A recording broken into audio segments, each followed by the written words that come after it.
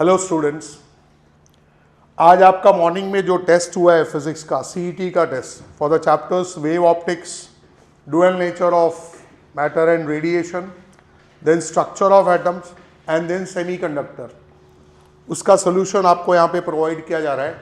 आप इसे घर पे रेफर कीजिए, कोई डाउट रहेगा तो आप पर्सनली आके पूछ सकते हैं। The first question is, this is diagram for refraction. AB is the plane wavefront bounded by incident rays. These two are the incident rays. These two are refracted rays. इनकी वजह से जो wave front है that is CD. So ये angle 90 होगा, ये angle 90 होगा because wave front is always perpendicular to ray of light. So the question is, you have to find out refractive index of glass with respect to air. Refractive index of glass with respect to air, the formula is speed of light in air divided by speed of light in glass. Now basically, what is formula for speed? Speed formula is distance upon time. So the light is traveling distance of B to C, B to D in time t, and in the same time it is traveling from A to C. Means time for B to D is same as time for A to C. Distances are different because speed of light will change because medium is changing. This side is rarer medium, this side is denser. Speeds are different. BD and AC are different, but the timing is same. That's why D and C are in same phase and CD is the plane wavefront because points on a wavefront are always in same phase. So what we will do? We will apply sine theta and sine phi dash in these two triangles, triangle ABD. In triangle ABD, this is 90 degree. So go for sine theta. So sine theta is opposite side, which is BD, divided by hypotenuse, which is AD. Now in triangle ACD, again this angle is 90 degree. So I will go for sine phi dash.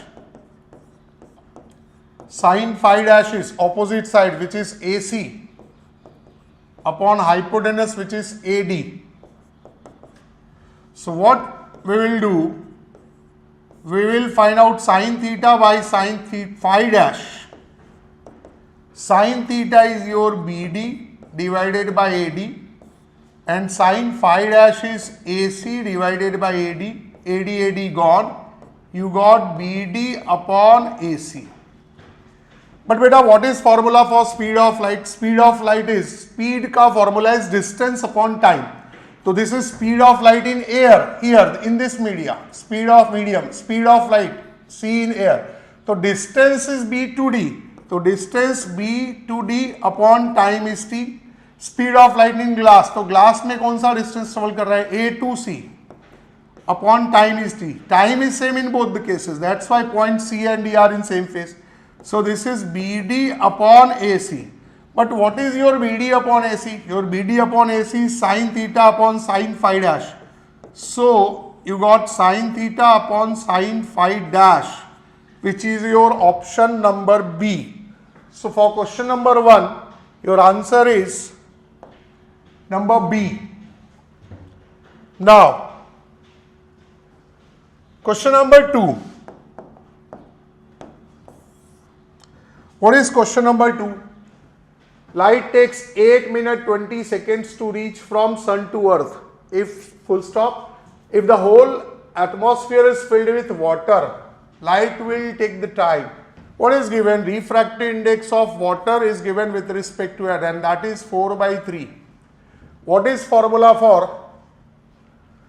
refractive index?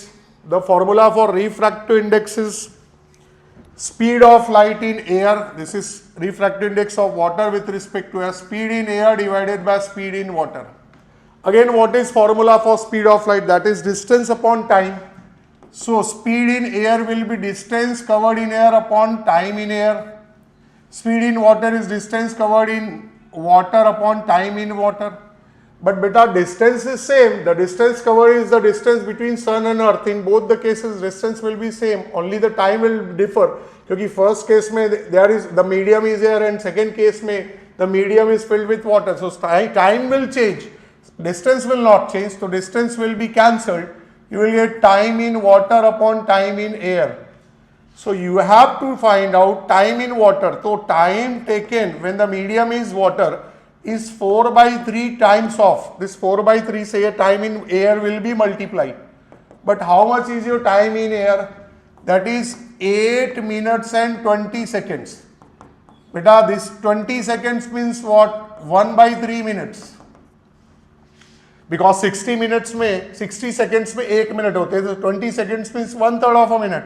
So this is 8 is to 1 by 3 minute we can write. That is 25 by 3 minutes ही है actual में. So यहाँ पे 4 by 3 into 25 by 3 minutes कर दिया मैंने. So 25 4 100 by 9 minutes. But answer में minutes और seconds दोनों दिया है, तो अगर मैं 100 को 9 से डिवाइड करूं तो 11 times 11 9s are 99, 1 minute is remaining. So division is going 11 times. 11 minutes complete plus 1 minute is remained out of 9. तो this is 1 by 9 minutes भी लिख सकते हो आप. अगर आप 1 by 9 minutes को seconds में convert करो तो इसे you will have to multiply by 60 seconds. So 9 6 are 54 again 6. So I am taking 6 seconds completely. So I can write it as 11 minutes and 6 seconds. So your answer is option number D for question number 2. Now question number 3. The critical angle of a certain medium is sine inverse of 3 by 5, the polarizing angle of the medium. Very easy. Refractive index of any medium in terms of polarizing angle is tan of IP.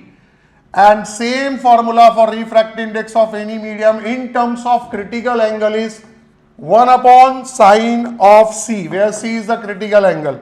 The formula is 1 upon sine of C. Now what is given? Your critical angle C is sine inverse of 3 by 5. You can represent it by IC also. So sine of C is what? 3 by 5. So put it over here. So your refractive index is 1 upon sine C. So sine C is 3 by 5. So 1 upon sine C will be 5 by 3. Now put this mu m over here. So refractive index of medium is 5 by 3, which is your tangent of angle of polarization. So what is asked? You are asked to find out polarizing angle. So polarizing angle IP is tan inverse of 5 by 3, which is your option number C for question number 3. Now, move to question number 4. A ray of light is incident at polarizing angle such that its deviation is 24 degree. Then angle of incidence is, इसका हम लोगों को diagram draw करना पड़ेगा. Suppose ये हमारा refracting surface है, ये हमारा इंसिडेंट रे है. This is your angle of incidence which is your polarising angle. This is your undeviated ray, but when the ray travels from optically rarer medium to optically denser medium, it bends towards the normal. ये आपका refracted ray है. This is your angle of refraction. This is your reflected ray. What happens in polarization? Because it is incident at polarizing angle, so reflected and refracted rays are perpendicular to each other, and by law of reflection, this angle of reflection is equals to angle of incidence, which is polarizing angle. You have to find out angle of incidence, that is your IP angle. But you know that this angle is angle of deviation. And what is formula for angle of deviation? That is IP minus R, because this whole angle is your IP angle. Opposite angle है. So delta is IP minus R. But your delta is given, which is 24 degree angle of deviation. Now listen, delta is IP minus R. This delta is 24 degree. Which is I P minus R. तो R को इस side लेके आता हूं मैं, plus हो गया, और 24 को उस साइड शिफ्ट करता हूं तो I P minus 24, this is your R. Now from this diagram we can see that these three angles 1, 2 and 3 are collinear angles, means here sum will be 180 degree. So IP plus this angle is 90 degree, because during polarization when the incident ray is incident at an angle of polarization, so reflected ray and refracted rays are perpendicular to each other, so this angle is polarized 90 degree. So this IP plus 90 plus this R will be 180 degree. So IP plus R will be 90 will go on that side, it will subtract 90 हो जाएगा. आप R की value substitute कर दो which is IP minus 24. This will be 90. This is 2IP. 24 will go on that side, it will be added. So this will be 114. So IP will be 114 divided by 2. So your IP angle of polarization, इसे divide करें 2 5 are 2 7 are, that is 57 degree. That is your option number B is the option for question number 4. Now moving to question number 5. Two Nicol prism are first crossed and then one of them is rotated through 60 degree. The percentage of incident light transmitted is, बेटा मान लो ये आपका unpolarised light है, angle कितना है I0. Now ये आपका first polaroid है, यहां से जो लाइट आएगी after first polarisation intensity becomes I0/2, इसे हम लोग I1 नाम भी दे सकते हैं. और यहाँ पे एक सेकेंड पोलराइड रखा हुआ है विच इज क्रॉस, ऐसा मीन्स 90 डिग्री पे, दोनों के एक्सेस के बीच का angle is 90 degree. But what they are doing, ये आपका एक्सिस ऑफ फर्स्ट पोलराइड है, फर्स्ट पोलराइड, और ये एक्सिस ऑफ सेकेंड. ये जो आपका सेकेंड पोलराइड है उसे ये ट्विस्ट कर रहे हैं by an angle of 60 degree. सो ये 60 डिग्री एंगल से इसे ट्विस्ट कर रहे हैं, ऐसा कर दे रहे पोलराइड को. So what is Malus law? Malus law बोलता है कि I2 विल बी, जो इसके पहले की इंटेंसिटी है, I1 into cos square theta. Theta is the angle between axes of two polaroids. So जब 60 डिग्री इसे रोटेट किया तो this is the angle between axes of two polaroids. First polaroid का एक्सिस इज दिस, ये 60 degree rotate किया हुआ है 60, तो ये वाला angle is 30 degree, this angle is 30 degree. So यहां पे मैं अगर मैं वैल्यू सब्स्टिट्यूट करूं तो योर I1 इज I0/2, जो इसके पहले का पोलराइजेशन हुआ है, and your angle between axes of two polaroids is 30 degree. So this is I0/2 and cos 30 का value is √3/2, the whole square ऊपर है, तो after squaring it is I0/2 into 3/2 का स्क्वायर इज 4. सो ये हो गया 3/8 ऑफ I0. बट आपको पूछा कि the percentage of incident light transmitted is, तो इसे परसेंटेज में कन्वर्ट करने के लिए आपको स्कूल सेक्शन में पढ़े मल्टीप्लाई बाय 100. 800 को कट करेगा it will B 12.5, 37.5% of I0 हो गया. That is your option number C for question number 5. Now question number 6. What is question number 6? If fringe width for lambda this is millimeter, so fringe width is given. Fringe width means beta. Beta is 0.431 millimeter. That is 0.431 into 10 raised to minus 3 meter, which can be written as 431 into 10 raised to minus 6 meter.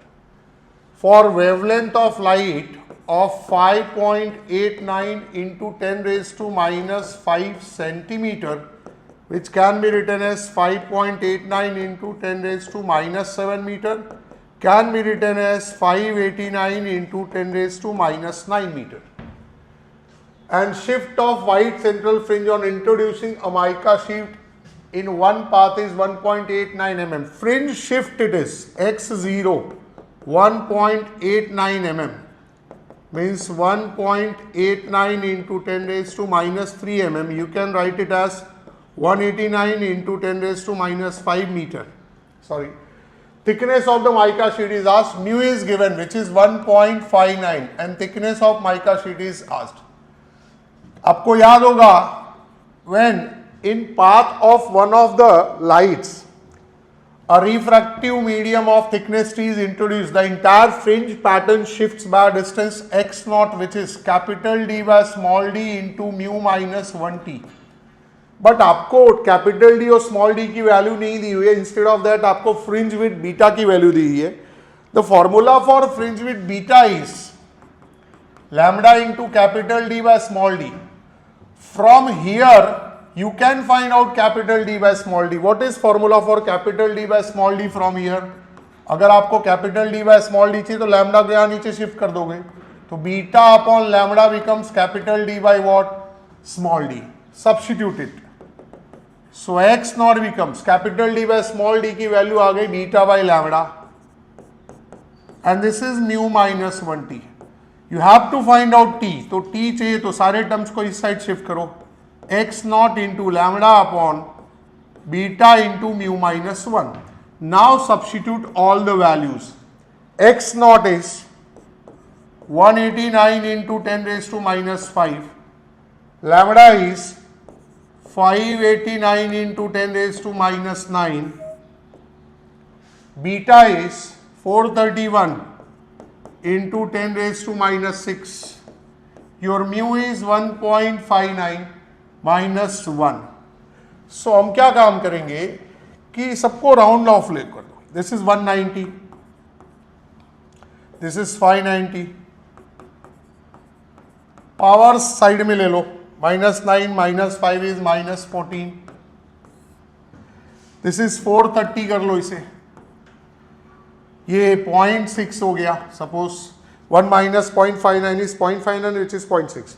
ये 10 raise to minus 6. Minus 5 minus 9 is minus 14. I forgot to write 1 over here. This is minus 14. So now what to do? Suppose 0 0 gone. अब हम लोग क्या करें? This is 19, this is 590, this is 43, and this is, suppose ये 6 ले लिया मैंने इसे 6, तो 6 into 10 raised to minus 1 हो गया. minus 1 इधर minus 6, total is minus 1, ऊपर गया तो this is minus 7. फिर ये 0 भी हटा लेते. 19, this is 59, this is 43, this is 6, and this is 10 raised to minus 6. बेटा इसे हम लोग जब कैलकुलेट करेंगे ना, आप इसे भी राउंड फिगर लेके 60 कर सकते हो, 60, और कैंसलेशंस करके जब सॉल्व करेंगे तो you will gate approximately answer number A for question number 6. 4.38 into 10 raised to minus 6 meter will be the answer for question number 6, option A. Number 7, in a Young's double slit experiment, I1 upon I2 is 16 by 9, ratio of maximum to minimum intensity. So it's very easy. I max upon I mean का formula होता है बेटा under root of I1 upon I2 plus 1 divided by under root of I1 upon I2 minus 1 the whole square. But I1 upon I2 is 16 by 9. So root of 16 by 9 plus 1, root of 16 by 9 minus 1 the whole square. Root of 16 by 9 is 4 by 9. 4 by 3 plus 1 divided by 4 by 3 minus 1 the whole square. 4 by 3 plus 1 is 7 by 3. 4 by 3 minus 1 is 1 by 3. The whole square. 3 3 gone. 7 square is 49. 1 square is 1 only. So the answer is 49:1 for maximum to minimum intensity. That is option number D for question number 7. Now question number 8. In a Young's experiment, two coherent sources are placed 0.90 mm apart. Distance between two coherent sources, that is small d, is 0.9 mm. So this is 0.9 into 10 raised to minus 3 meter. You can write it as 9 into 10 raised to minus 4 meter. And fringes are observed on 1 meter away on a screen which is 1 meter away. That is capital D is 1 meter. If it produces the second dark fringe at a distance of 1 mm from the central fringe. Distance of second dark band from central bright band is 1 mm. Metre में convert कर लिया हमने इसे. The wavelength of monochromatic light is lambda. We have to find out. Options are in centimeter. बेटा distance of nth dark banned from central bright band का formula था 2 minus 1 lambda D by 2d. The formula for nth dark banned from central bright band is 2n minus 1 lambda d by 2d. But here you are given second dark fringe. So for second dark fringe y2 dash, so it will be 2 into 2 minus 1 lambda d by 2d. So this y2 dash becomes 3 lambda d by 2d. y2 dash is 1 into 10 raised to minus 3. You have to find out lambda ना, तो better आप shift कर दो सारे terms को. So lambda is how much? 2d will come in numerator. y2 dash into 2d divided by 3 into capital D. So y2 dash is 1 into 10 raised to minus 3 into 2. Your small d is 9 into 10 raised to minus 4 upon 3 into capital D is 1 meter. 3 3s are 9. So lambda is 3 2s are 6 into 10 raised to minus 7 meter. अगर आप इसे centimetre में convert करेंगे तो it will be 6 into 10 raise to minus 5 centimetre, which is your option number D for question number 8. Option number D. Now the next question is question number 9. In Young's double slit experiment, the two slits are d distance apart. Interference pattern is obtained on a screen at a distance of capital D from slits. A dark fringe is observed on the screen directly opposite to one of the slits. The wavelength of light. Okay. This is screen. These are two coherent sources, S1 and S2, separated by distance d. This is your perpendicular bisector, means this is your central bright band B0. What is given in problem? Just in front of one of the slits, ये दोनों rays of light है, ये point P है, तो this is a dark band. What is distance of nth dark band from central bright band? Its formula is 2n minus 1 lambda d by 2d. But this distance yn dash is your d by 2 only, because this is perpendicular bisector. ये total distance is d, तो ये half d by 2 होगा, ये half d by 2 होगा. So this yn dash is your d by 2, तो substitute over here. So this is 2n minus 1 into lambda d by 2d.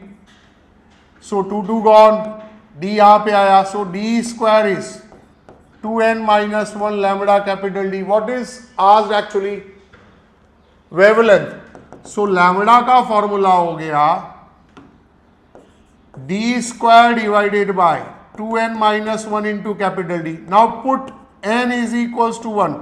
Because n के form में answers नहीं है, तो let us assume that कि ये first dark band है, तो n की वैल्यू अगर हम लोग 1 सब्स्टिट्यूट करेंगे तो lambda is d square upon 2 into 1 minus 1 into d. So your answer for lambda is d square upon capital D. तो d square upon capital D is your answer number D for question number 9.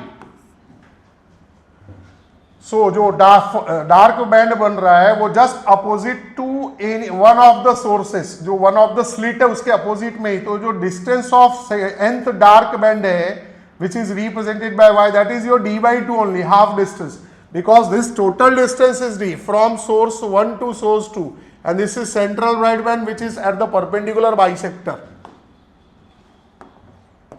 Now moving to question number 10. In Young's double slit experiment, slit distance small d, monochromatic light of wavelength lambda is used and fringe pattern is obtained at a distance of L from the slits. तो जो आपका capital D है उसे उसने L से दिखाया हुआ है. The angular position of the fringes are, जो हम फॉर्मूले में कैपिटल डी दिखाते हैं उसे यहां पर एल से दिखा है। एंगुलर पोजीशन ऑफ फ्रिंजेस पूछा हुआ है। बेटा what is formula for path difference for any bright band?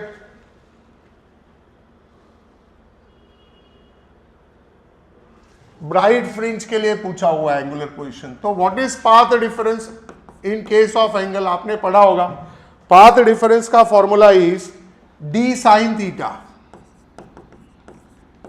General formula for path difference is d sin theta, and if it is a bright band then path difference is n lambda. If it is a dark band the path difference is 2n minus 1 lambda by 2. So आपको angular position means theta की value पूछा हुआ है, तो sin theta is n lambda by d. So your theta is sin inverse of n lambda by small d. That is option number A for question number 10. आपको L की जरूरत ही नहीं पड़ी। Now question number 11. Two beams of light having intensities I and 4I. बेटा I1 is I, first light का intensity, and second light की intensity is 4I. Interfere to produce a fringe pattern on a screen. The phase difference between the beams is pi by 2 at point A and at point B it is pi. Then the difference between the resultant intensities at A and B means हम लोग को दो sum solve करना है। बेटा resultant intensity का formula होता है I1 plus I2 plus 2 under root of I1 into under root of I2 into cos of phi, where phi is the phase difference between two coherent sources. So for point A, the phase difference is pi by 2. Now substitute all the values. For point A, I am going to find out the resultant intensity. I1 is I, I2 is 4I, plus 2 under root of I into under root of 4I, and cos of phi is pi by 2. तो phi is pi by 2, तो यहाँ पे हम लोग ने phi की जगह पे क्या रखा? pi by 2. तो but cos pi by 2 is equals to what? 0. तो resultant intensity at A, this is I, this is I, ये total हो गया phi I, cos 90 0, तो ये कंप्लीट जीरो ही हो गया। तो resultant intensity at point A is phi I. In the similar manner we are going to find out resultant intensity at point B. So यहाँ पे I1 I की जगह पे वैल्यू सब्स्टिट्यूट करते हैं। I1 की वैल्यू इज I, I2 की value is 4I plus 2 under root of I into under root of 4I into cos of phi। तो for point B the phase difference is pi। बेटा ये कितना हो गया? ये हो गया phi I, this is I into I square root 4, ये 2I हो गया, बट cos 180 की value is -1, so this is phi I, this is -4I, ये हो गया I। तो resultant intensity at point B is I. What is R? Then the difference of the resultant intensities at points A and B means आपको resultant intensity at A minus resultant intensity at point B find out करना है। ए पे intensity resultant phi आई है और B पे it is I, so the difference of intensities at points A and B is 4I, which is your option number B for question number 11. Now question number 12. In a two-slit experiment, double-slit experiment with monochromatic light, fringes are obtained on a screen placed at some distance from the slits. If the screen is moved by phi into 10 raised to minus 2 meter towards the slit, जो slit और screen के बीच का distance होता है capital D, ये हमारे दो स्लिट्स है S1 और S2, इनके बीच का डिस्टेंस तो स्मॉल डी होता है, ये हमारा स्क्रीन होता है, इनके बीच का डिस्टेंस इज कैपिटल डी। ये capital D 5 into 10 raised to minus 2 metre towards the slit shift करा है। मतलब केस नंबर 1 का जो डी है और केस नंबर 2 का जो डी, उनका difference is this much. Question को जरा ध्यान से समझो। The change in fringe width is, fringe width का चेंज भी दिया है। If the separation between the slits is, ये स्मॉल डी की वैल्यू हो गई, small D. The wavelength of light is lambda, आपको फाइंड आउट करना है। बेटा फ्रिंज विड्थ का फॉर्मूला कितना होता है? Lambda into capital D by small D. तो सेकेंड केस की फ्रिंज विड्थ को मैं बीटा डैश से दिखाता हूं। सेकेंड केस की फ्रिंज विड्थ को I am representing by beta dash. Lambda is not changing, आपका सिर्फ डी चेंज हो रहा है, स्मॉल डी भी इनफैक्ट चेंज नहीं हो रहा है। स्मॉल डी इज गिवन, यहां पे दिया हुआ है. सो आप फर्स्ट में से सेकेंड को सब्ट्रैक्ट करो, इसमें से इसको. तो जब सब्ट्रैक्ट करोगे तो lambda by D small D common हो जाएगा, capital D minus D dash. So बेटा ये जो है ये चेंज इन फ्रिंज विड्थ दिया है, that is beta minus beta dash 3 into 10⁻⁻⁵. Lambda आपको फाइंड आउट करना है. स्मॉल डी की वैल्यू इज 10⁻³ मीटर. एंड जो स्क्रीन शिफ्ट हो रहा है that is D minus D dash, this is 5 into 10⁻² meter. Directly value दी हुई है, आपको अलग से कैलकुलेशन की जरूरत नहीं है. सो lambda is how much? 3 into 10⁻⁵. ये 10⁻³ न्यूमरेटर में गया. नाउ ये 5 into 10⁻² comes in denominator. So 3/5 is 0.6. 10 का टोटल पावर -2 कट, यहाँ पे -1, टोटल पावर इज 10⁻⁻⁶. सो बेटा इसे 6000 इंटू 10⁻⁻10 लिख सकते metre. Means your lambda is 6000 angstrom unit. Option number D is the correct answer for number 12. Now 13, a single slit from of a diffraction. बेटा diffraction आ गया, interference नहीं है, डबल स्लिट नहीं है, this is diffraction. Single slit का experiment आ गया. is formed with white light for what wavelength of light? The third secondary maxima, wavelength पूछा हुआ है और third secondary maxima है. third maxima in the diffraction pattern coincides with the second secondary maxima. ये भी maxima ही है, second secondary maxima. बेटा coincide हो रहे हैं. अच्छा, वो जो second secondary maxima है for red light of wavelength, उसके लिए wavelength is given. बेटा distance, ये हमारा डिफ्रैक्शन पैटर्न होता है लाइक दिस. तो ये सेंट्रल मैक्सिमा है, फिर ये सेकेंडरी मैक्सिमास है, फर्स्ट सेकेंड. तो क्या बोल रहा है कि फर्स्ट लाइट का थर्ड सेकेंडरी मैक्सिमा और सेकेंड लाइट का सेकेंडरी मैक्सिमा जिसके लिए ये वेवलेंथ है, दोनों कोइंसाइड हो रहे. तो बेटा ये जो वर्टिकल डिस्टेंस होता है yn for secondary maxima it is 2n+1 lambda d by 2d. In case of diffraction this is vertical distance of secondary maxima from central maxima. ये this is the central maxima. तो ये distance होता है for secondary maxima. आप small d की जगह पे small a का भी यूज कर सकते हो, because small a diffraction में हम लोग represent करते हैं for distance between that slit width के लिए हम लोग small a का यूज करते हैं.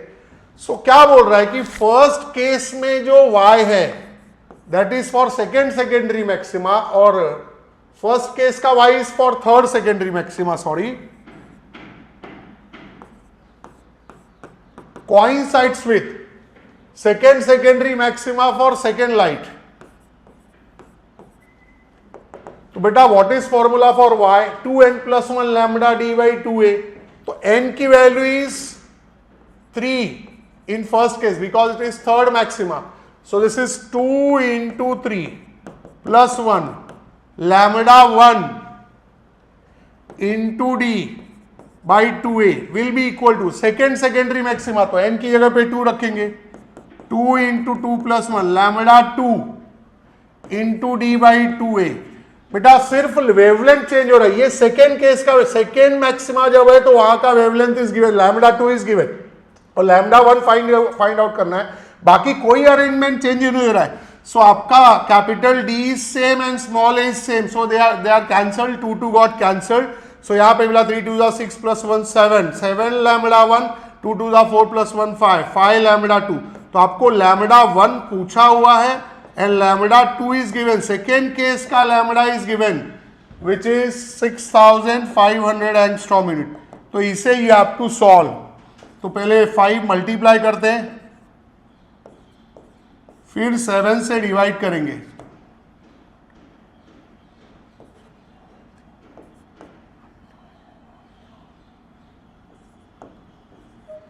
Four 4642.8 something. Option number C is matching.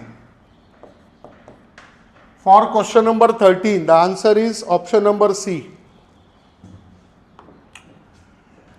Now, again diffraction in a front of a diffraction experiment at a single slit. a light of wavelength 400 nanometer. First minimum is formed at an angle of 30 degree. The direction of first secondary maximum is given by. आपका first minimum का angle दिया हुआ है, first minima in the direction of first secondary maxima के लिए angle पूछा हुआ है. तो बेटा what is angular position for minima और what is angular position for maxima, ये हमें ध्यान देना है. फॉर मिनिमा पाथ डिफरेंस हमारा था a sine theta which was n lambda. तो जो मिनिमा है वो हमारा फर्स्ट मिनिमा है and lambda for that is 400 nanometre, वो तो कॉमन है. So a sine theta first minima है तो n is 1. So sine theta is lambda by a, but theta is given which is your 30 degree. यार ध्यान रखना, theta is 30 degree, बाद में देखते हैं. सेकेंड केस में फर्स्ट सेकेंडरी मैक्सिमा है, तो सेकेंडरी मैक्सिमा के लिए path difference a sine theta is 2n plus 1 lambda by 2. ये कंडीशन होता है फॉर सेकेंडरी मैक्सिमा, बट वो कौन सा है, फर्स्ट है. तो a साइन, अच्छा ये एंगल डिफरेंट है, यही एंगल तो हमें फाइंड आउट करना है. एंगुलर पोजीशन कौन सा मैक्सिमा है, फर्स्ट है, तो n की वैल्यू 1. तो बेटा एक a बाई लैम्डा यहां से रख सकते हैं हम लोग, a बाई लैम्डा की वैल्यू यहां से निकाल सकते हो आप. No need of finding substituting lambda also. a by lambda is 1 upon sine theta. मैं इसका यूज करूंगा, लैम्डा को इस साइड लाते, a by lambda is sine theta dash. ये कितना हो गया 3/2, but a by lambda is 1 upon sine theta.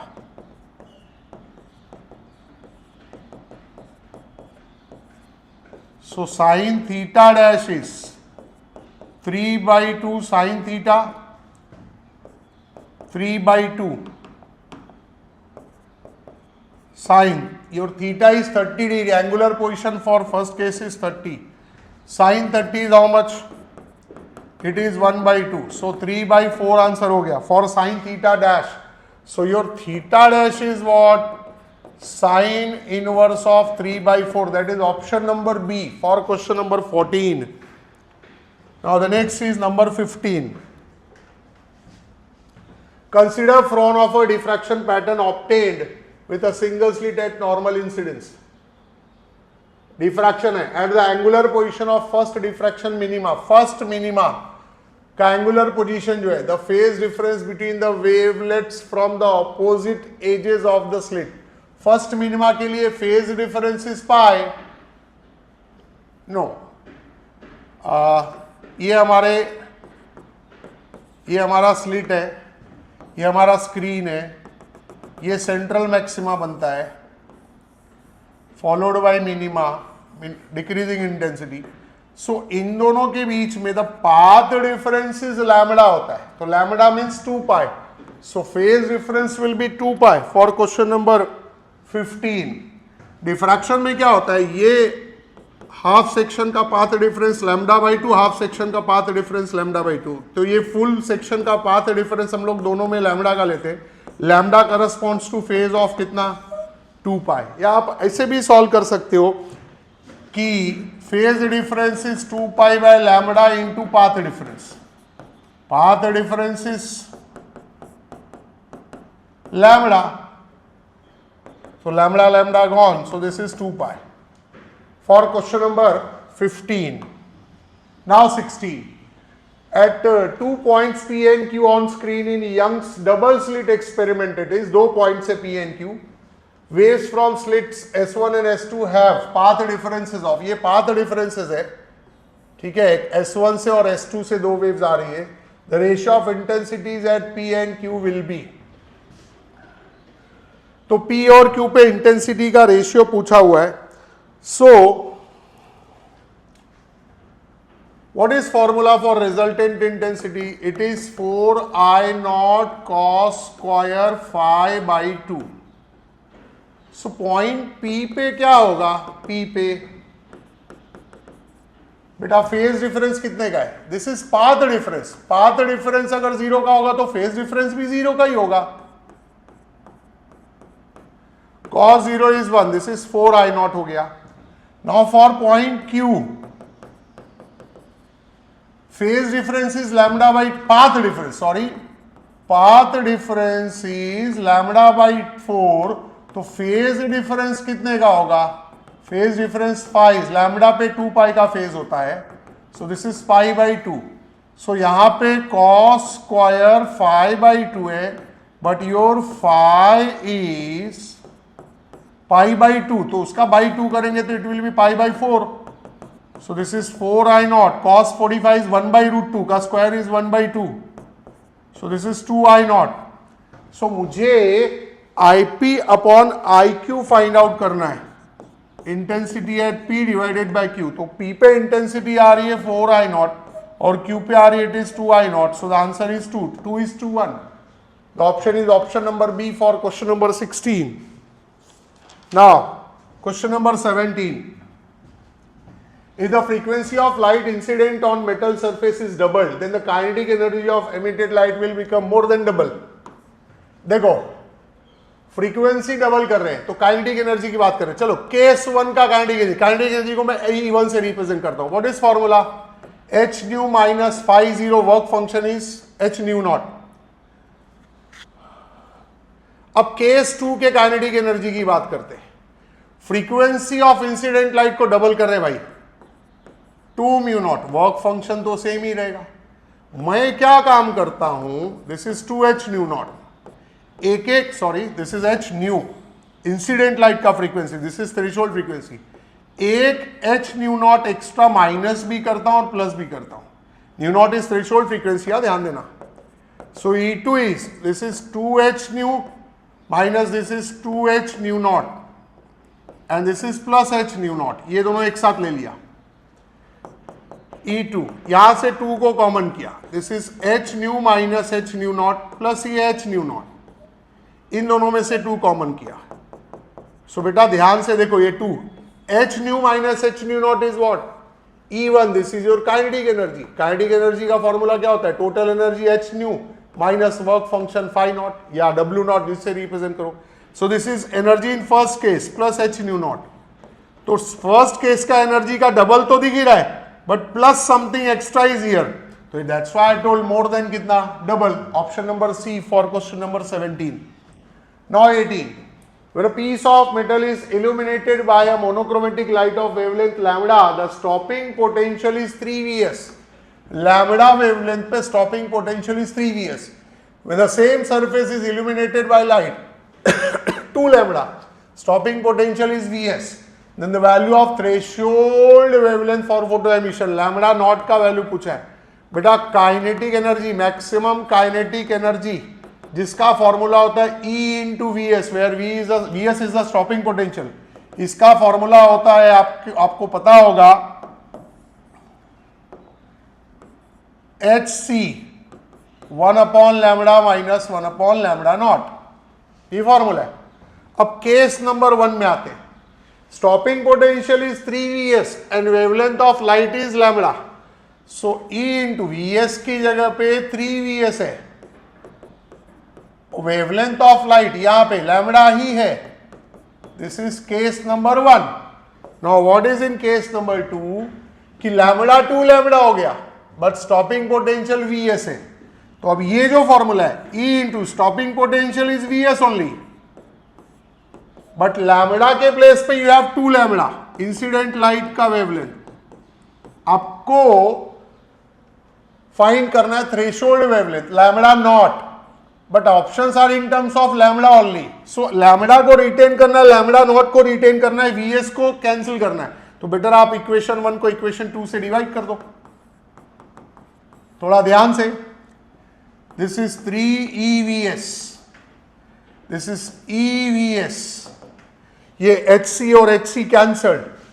1 upon lambda minus 1 upon lambda not. This is 1 upon 2 lambda minus 1 upon lambda not. EVs gone. अब ये इस side cross multiply करेगा 3 से, मैं डायरेक्टली मल्टीप्लाई कर रहा हूं. 3 by 2 lambda minus 3 by lambda naught is 1 by lambda minus 1 by lambda naught. तो लैम्बडा नॉट और लैम्बडा के टर्म्स अलग अलग बाइफरकेट करो. लैम्बडा वाला टर्म इसके साइड में, लैम्डा नॉट वाला टर्म उसके साइड में।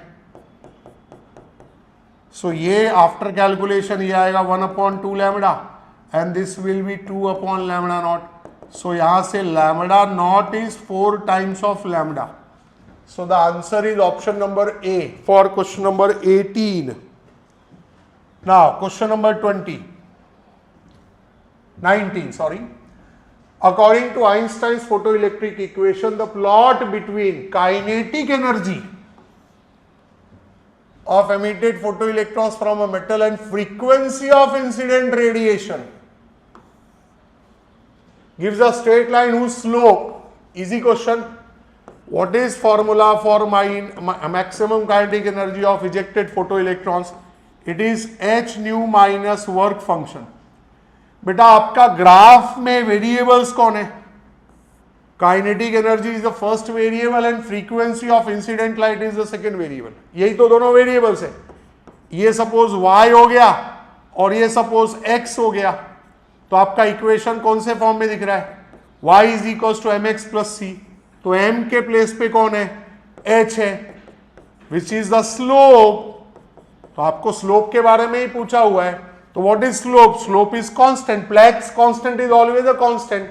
तो वो किसी पे डिपेंड करेगा? नहीं, because it is a constant quantity, is the same for all metals and is independent of intensity of radiation. Option number D will be the answer for question number 19। Now question number 20. A and B are two metals with threshold frequencies of, this is A का threshold frequency nu nought और ये B का threshold frequency nu nought. Two identical photons of energy this much electron volt.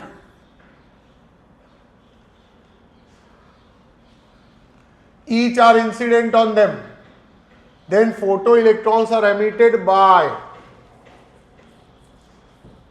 ये incident light का energy दिया हुआ है। What is energy of incident light बेटा? H nu. एक काम करो, इंसिडेंट लाइट का एनर्जी इज 0.825 इलेक्ट्रॉन वोल्ट। इसे मैं जूल में कन्वर्ट कर देता हूं। तो बेटा इसे जूल में कन्वर्ट करने के लिए, इलेक्ट्रॉन वोल्ट से जूल में जाने के लिए 1.6 इंटू 10⁻⁻19 से मल्टीप्लाई करते हैं। Let us multiply. 16 5 80 carry 8, 16 2 32 plus 8 40 carry 4, 16 8 128 plus 4 is 132। एक और 3 4 प्लेस पे पॉइंट्स है। So answer is 1.32 into 10⁻⁻19 joule.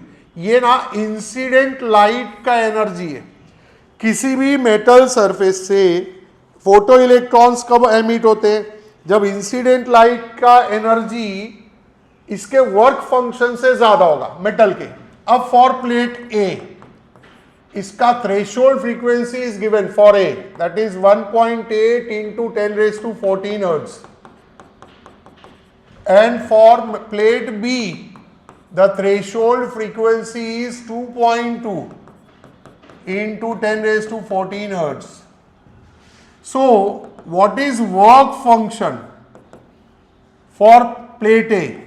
H nu naught. H का वैल्यू दिया हुआ है आपको 6.6 into 10⁻34 और न्यू नॉट की वैल्यू इज 1.8 into 10⁻14। आप इसे सॉल्व करो। 18 6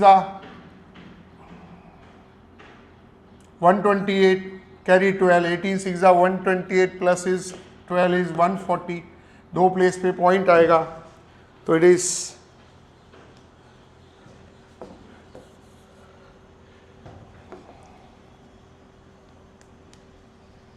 18 6 is 108, sorry 108 carry 10, 18 6 108 plus 10 is 118। दो प्लेस पे पॉइंट आ रहा है इंटू 10⁻34 प्लस 14 इज -20। तो एक -19 बनाओ, 1.188 इंटू 10⁻⁻19 जूल आ गया for first one.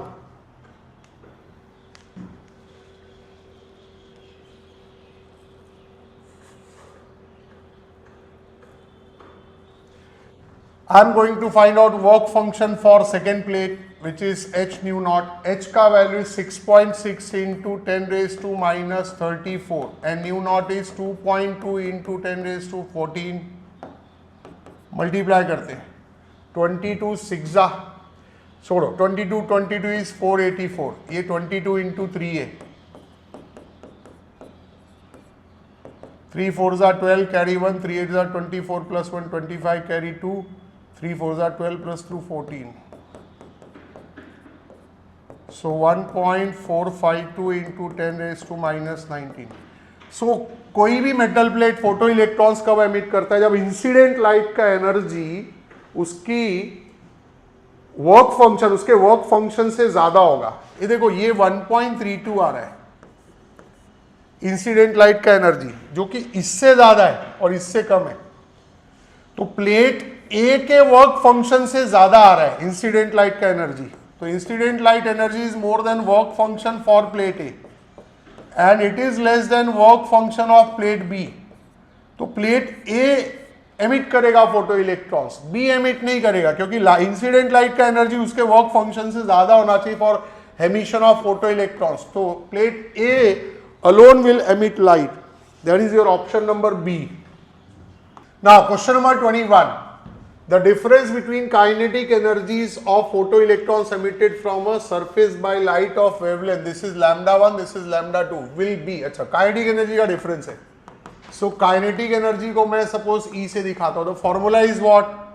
H nu को मैं C by lambda लिखता हूँ plus minus W naught. So E1 will be HC by lambda 1 minus W naught. वो तो सेम ही रहेगा. और सेकेंड केस मतलब जो सेकेंड वेवलेंथ है उसके लिए formula is HC by lambda 2 minus W naught. So आपको चाहिए E1 minus E2. So HC by lambda 1, ये W0 will be cancelled which is work function. phi 0 से भी रिप्रेजेंट करते हैं इसे. तो HC by 1 by lambda HC into 1 by lambda 1 minus 1 by lambda 2. So options are in electron volts. ध्यान रखना. So अगर मैं HC की वैल्यू 12,400 रखूँ और लैम्बडा को एंगस्ट्रॉम यूनिट में, तो जो एनर्जी होती है वो ऑलरेडी इलेक्ट्रॉन वोल्ट्स में होती है. तो लैम्बडा 1 की वैल्यू डायरेक्ट रख रहा हूँ मैं एंगस्ट्रॉम यूनिट में, नॉट कन्वर्टिंग इनटू मीटर, क्योंकि HC की वैल्यू 12,400 रख रहे हैं. अगर लैम्बडा इज इन नैनोमीटर तो इसे हम 1240 रख सकते हैं, 1240 1 upon 5,000. So 12,400. इसे 5,000 बनाने के लिए 2 से मल्टीप्लाई करूंगा ऊपर नीचे. So 12,400 into 1 upon 5,000. बस इसे सॉल्व करना है. So 12.4, पहले मैंने 10 से ही डिवाइड कर दिया. 5 2s are 10, 5 4s are 20, 5 8s are 2.48 electron volts. Option number B for question number 21. Now question number 22. When a metal surface is illuminated by light of wavelength 400 nanometer and 250 nanometer, the maximum velocities of the photoelectrons ejected are V and 2V respectively. The work function of the metal is,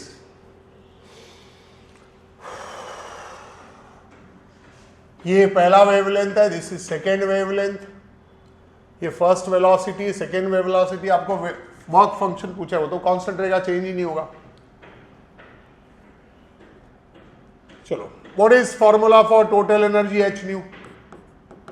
that is maximum kinetic energy plus work function W0 से represent करता हूं. तो this is HC upon lambda. Kinetic energy का formula is half of mv max square plus W0. तो in case 1 lambda is 400 nanometre, तो HC by 400 into 10 raise to minus 9 metre लिख दिया.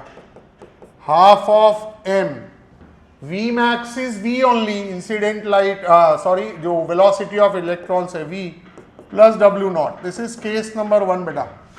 Now what happens in case number 2? HC by lambda is 250 nanometer. So this is 250 into 10 raised to minus 9. Half of m. Ejected electrons की velocity is 2v. So यहाँ पे अब 2v आएगा तो 2v का square will become 4v square. Plus W nought. हम लोग को डब्ल्यू नॉट की वैल्यू फाइंड करनी है ना, answers are in terms of h c. So ये टर्म एलिमिनेट करना है, तो ये टर्म एलिमिनेट करना है तो आप इसे इक्वल बनाओ।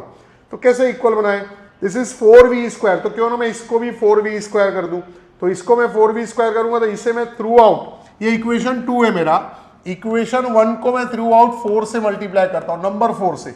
सो ये बेटा कितना हो जाएगा, 4 से मल्टीप्लाई किया तो this is 4hc upon 400 into 10⁻⁻⁹। Calculation पे थोड़ा ध्यान देंगे, this is half of m and this is 4v² plus 4w0। ये थर्ड इक्वेशन। तो अब आप क्या काम करो, ये टर्म एलिमिनेट करना है तो आप थर्ड में से सेकेंड इक्वेशन को माइनस कर दो।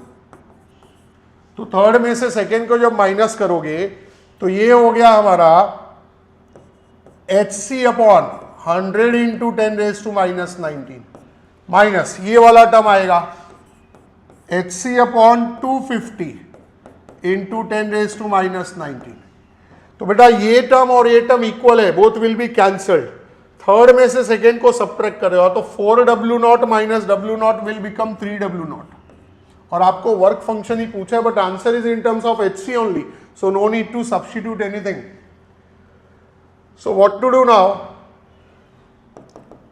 hc को कॉमन लिया और ये 10⁻⁻⁹ भी न्यूमरेटर में जाके it will become, it is not -90, it is -9. By mistake I have written over here -19. So it is -9 actually.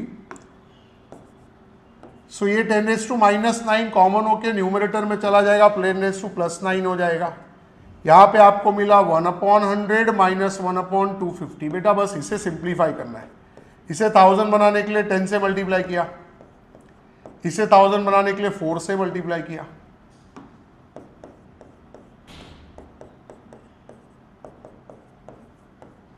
So hc,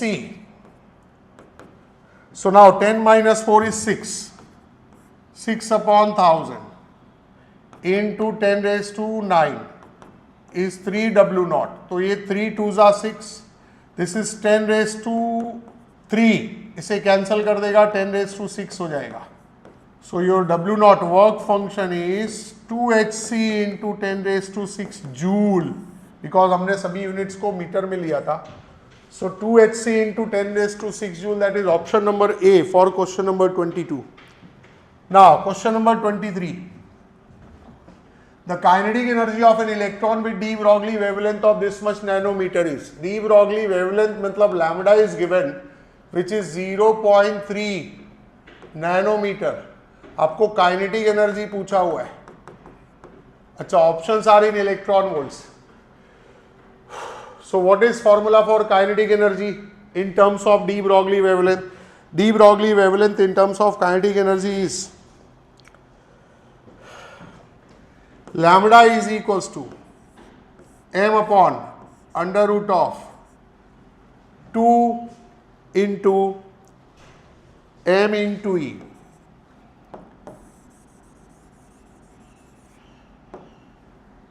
h upon under root of 2me। E is your kinetic energy, but आपको kinetic energy find out करनी है और lambda is given and answer is in electron volts। Squaring both sides,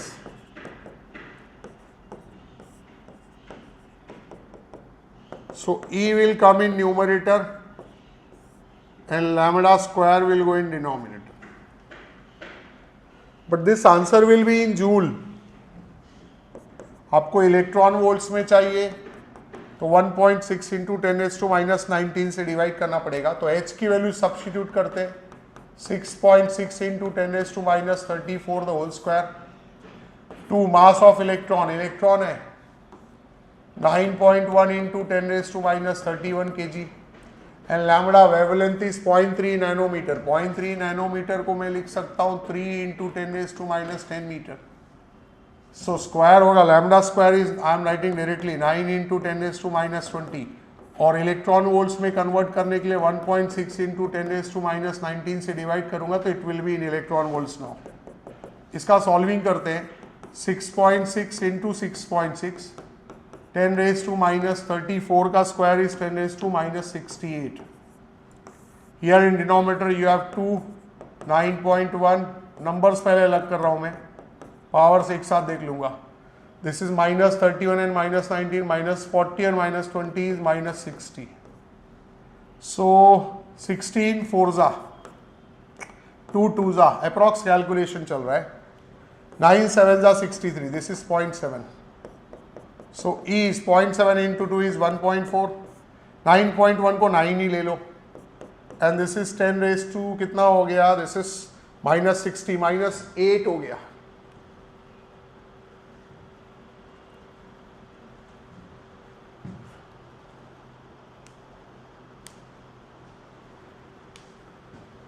(31 and 19). 31 and 19 is 40, 50, 20. This is 70. This is 70. Now this will go in numerator, it will be +2. Calculation थोड़ा संभालना पड़ गया. 9 से divide किया, 9 1 जा 9, 5 0 50.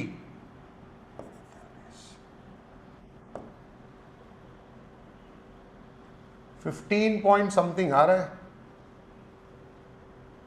आंसर है, तो answer number B is possible. Answer number B.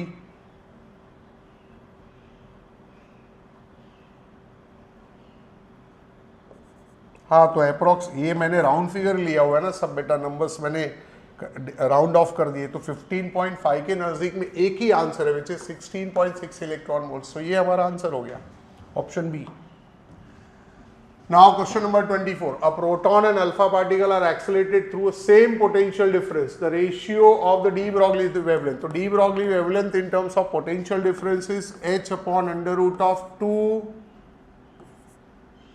mqv, where v is the potential difference. Capital V is the potential difference. So I want de Broglie wavelength of proton divided by alpha particle. तो de Broglie wavelength of proton का formula हो जाएगा h upon under root of 2 mass of proton, charge of proton, potential difference is same, and de Broglie wavelength of alpha particle is h upon under root of 2 mass of alpha, charge of alpha into v. So I want lambda p upon lambda alpha. So इसे divide करेंगे तो what you will get? Root of m alpha will go in numerator, m alpha upon m proton into q alpha upon q proton. तो mass of alpha particle is 4 times of mass of proton, and charge of alpha particle is twice of charge of proton. ये पहले भी बताया जा चुका है आपको. So this is under root of 8, that is 2 root 2. So the answer is option number D for question number 24. Now 25. The de Broglie wavelength of an electron, alpha particle and proton all having the same kinetic energy, because बेटा पिछले सब में same potential difference था, अभी same kinetic energy. तो kinetic energy के form में lambda का formula is h upon under root of 2me, where E is the kinetic energy. h upon under root of 2me या k भी लिख सकते हो. तो काइनेटिक एनर्जी तीनों का सेम है, तो lambda electron is h upon, एक काम करो तो डायरेक्ट करो.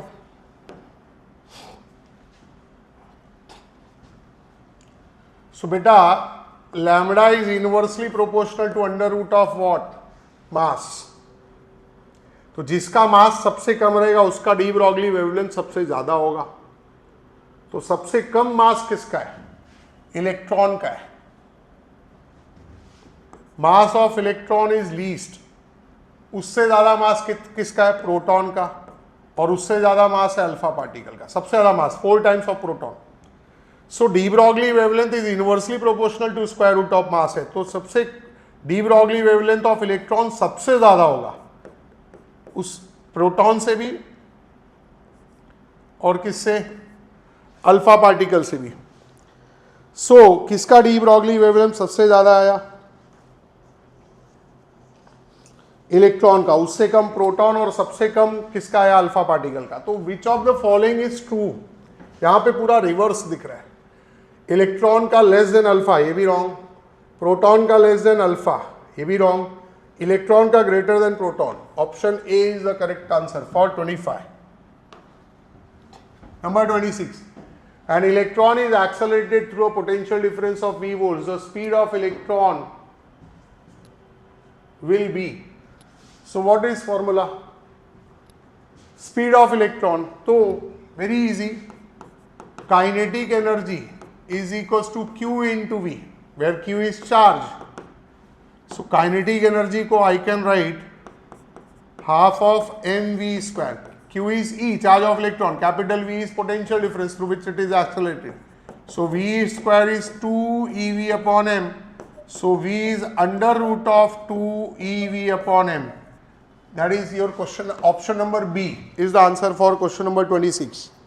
Now it is 27.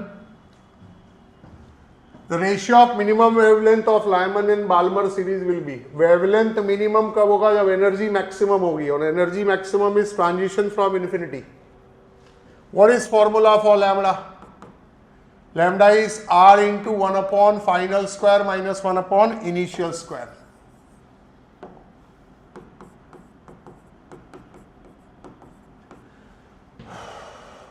तो wavelength of Lyman series के लिए वो भी कौन सा वेवलेंथ? मिनिमम वेवलेंथ के लिए maximum energy transition from infinity. तो इनिशियल ऑर्बिट 3 और final orbit is 1.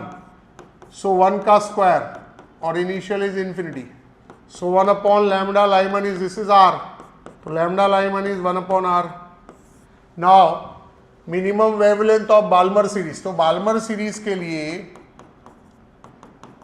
Final orbit is 2 and maximum energy के लिए initial is infinity. So 1 upon lambda Balmer is R by 4. So lambda Balmer is 4 by R. आपको पूछा क्या है? Lambda Lyman upon lambda Balmer.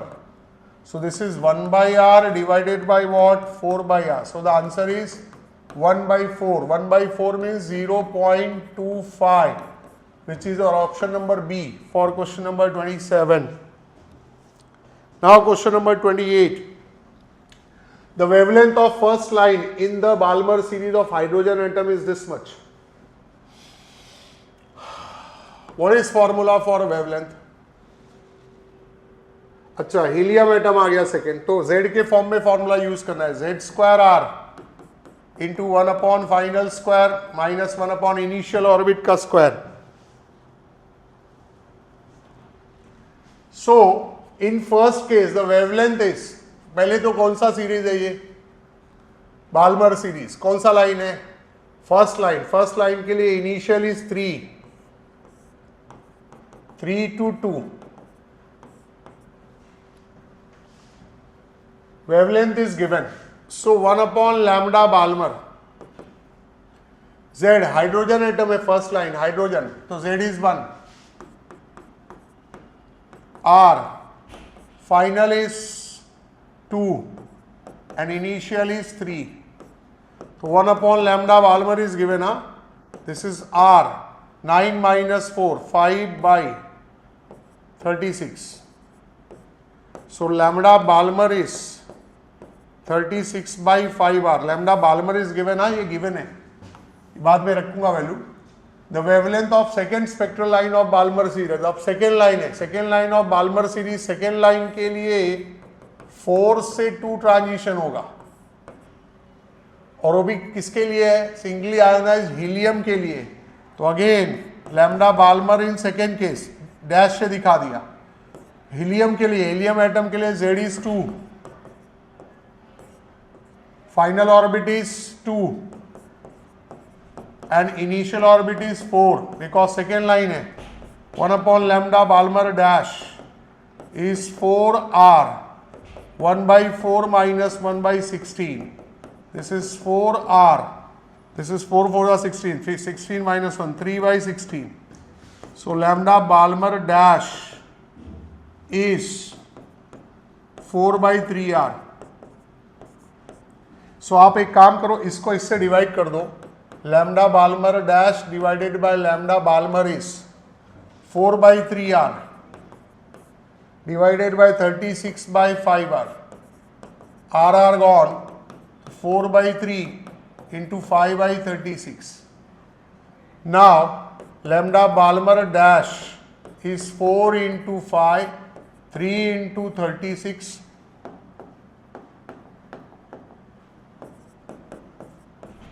into lambda Balmer 4 into 5, 3/36, and lambda Balmer is given which is 6561 angstrom minute. अब इसे आपको solve करना पड़ेगा. You will get your answer.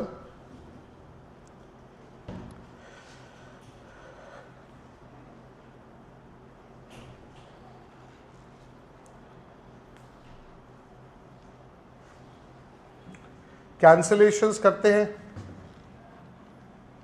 4 9s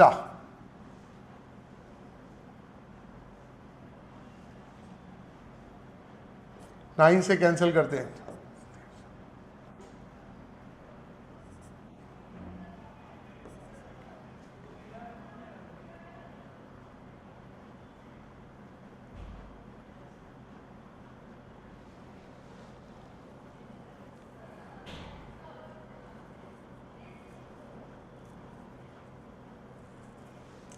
three से कैंसिल किए,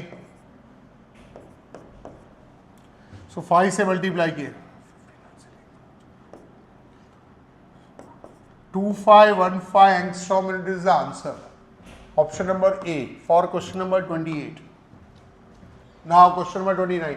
When an electron jumps from orbit of n is equals to 2 to n is equals to 4, then wavelength of radiation absorbed will be, R के form में answer है.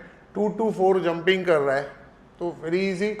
1 upon lambda is R into 1 upon final square minus 1 upon initial square. तो final orbit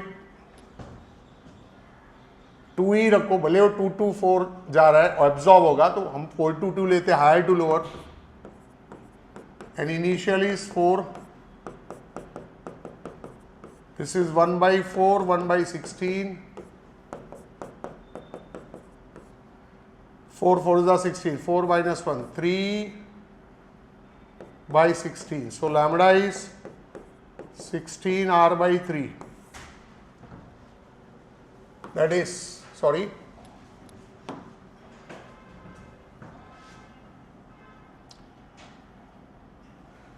your lambda is 16 by 3 R. It is 3 R by 16. So its reciprocal is 16 by 3 R. That is option number D for question number 29. If A is the radius of first Bohr orbit in hydrogen atom, then the radius of third Bohr orbit, it is very easy. Radius of orbit is 0.53 angstrom minute into n square. Now first Bohr orbit के लिए n को 1 रखेंगे तो 0.53 angstrom minute into 1. सो ये जो 0.53 आ रहा है angstrom minute, यही आपका A है. A से रिप्रेजेंट किया हुआ है first Bohr orbit. Now you want radius for third Bohr orbit, तो थर्ड बोर ऑर्बिट के लिए n की value you will have to substitute 3. तो 0.53 angstrom minute into 3 square. But this is your A. So A into 9. So radius of third Bohr orbit is 9A, which is your option number B. Now question number 31. Which of the following transition gives the photon of minimum frequency? बेटा energy is h nu, तो frequency minimum कब होगी? जब energy क्या होगा? Minimum. So will go for minimum energy for transition. n is equals to 2 to 1. ये अलग अलग आपके ऑर्बिट्स है. तो व्हाट यू विल डू, आप शॉर्टकट तरीके से भी कर सकते हो, लॉन्ग कट तरीके से भी कर सकते हो. देखो फर्स्ट ऑर्बिट का energy is -13.6 electron volts. Second orbit का energy is -3.4 electron volts. Third orbit का एनर्जी इज -1.51 इलेक्ट्रॉन वोल्ट्स. ये सब कैसे आ रहा है एनर्जी का formula? It is -13.6 upon n square electron volts. ये आपने डेराइव किया हुआ है. फोर्थ ऑर्बिट का energy is -0.85 electron volts and fifth orbit का एनर्जी इज -0.54 इलेक्ट्रॉन वोल्ट्स. तो बेटा ये सेकेंड से फर्स्ट में आ रहा है ना, तो what you have to do, you find out E2 - E1. ये थर्ड से फर्स्ट में आ रहा है तो you go for E3 - E1. ये थर्ड से सेकेंड में आ रहा है, तो you go for E3 minus E2। इसमें E4 माइनस E3 करो, तो जिस ट्रांजिशन का एनर्जी सबसे कम है उसका फ्रीक्वेंसी सबसे कम होगा। अगर ये मैं करूं तो E2 is minus 3.4 minus E1 is minus 13.6, तो ये बेटा ये 10.2 इलेक्ट्रॉन वोल्ट आएगा। E3 is minus 1.51 minus E1 is minus 13.6, सो ये 13.6 प्लस हो जाएगा और 1.51 माइनस हो जाएगा, तो this is 9, 12.09 electron volt. E3 minus E2 ये 1.51 एंड E2 इज माइनस 3.4, तो 3.4 में से 1.51 माइनस करोगे तो 10 माइनस 1 इज 9, 3, 13 माइनस 5 इज 8, या 2 माइनस 1, 1.89 इलेक्ट्रॉन वोल्ट्स हो गया। E4 माइनस E3, तो E4 is minus 0.85 minus E3 is minus 1.51, तो 1.51 में से 0.85 माइनस होगा तो 11 minus 5 is 6, this is 4, 14 minus 8 is again 6 and this is 0, तो 0.66 इलेक्ट्रॉन वोल्ट। तो सबसे कम एनर्जी ये वाली है, तो 4 to 3 ट्रांजिशन का एनर्जी सबसे कम है, तो फ्रीक्वेंसी भी सबसे कम होगी। So the answer is option number D for question number 31। Which of the following lines of the hydrogen atom spectrum belongs to Balmer series, तो बाल्मर सीरीज के लिए फाइनल ऑर्बिट इज 2। अब वेवलेंथ का range ढूंढना है तो आप क्या करो, आप एक बार लॉन्गेस्ट वेवलेंथ फाइंड आउट करो for lowest transition from 3 to 2, और एक बार आप इन्फिनिटी टू 2 जो शॉर्टेस्ट वेवलेंथ होगा मैक्सिमम एनर्जी, वो वेवलेंथ फाइंड आउट करो। उस रेंज के अंदर कौन सा वेवलेंथ फिट हो रहा है, that you will have to find out.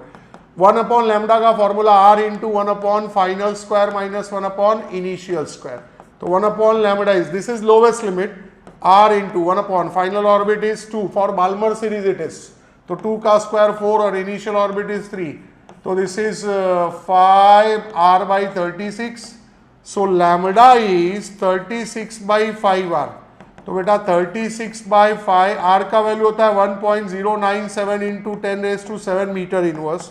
बेटा इसे आप फाइंड आउट करोगे तो you will gate 6563 angstrom minute. ये एक थोड़ा रफ कैलकुलेशन आपको करना पड़ेगा। नाउ इस केस का lambda will find out 1 upon R into 1 upon final का स्क्वायर माइनस 1 अपॉन इनिशियल का square, so lambda is 4 by R की value you will substitute 1.097 into 10⁻⁷ metre inverse, so lambda you will get 3646 angstrom minute.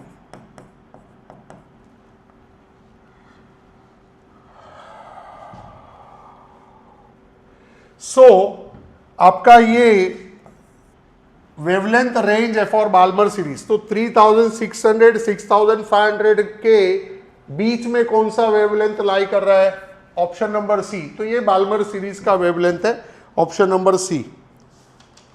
Now question number 33, the first excitation potential of a given atom is this much, then ionization potential must be 13.6, ये तो theory question है। First excitation potential means what, first excitation potential means first orbit से second orbit में जा रहा है, तो it is E2 minus E1। What is formula for E2 minus, what is value for E2 minus E1, E2 minus E2 is minus 3.4 and E1 is E2 minus E1, this is given to be 10.2 electron volts. वैसे standard value तो answer यही है, E2 you can write minus 3.4 and E1 is minus of 13.6, या आप ऐसा करो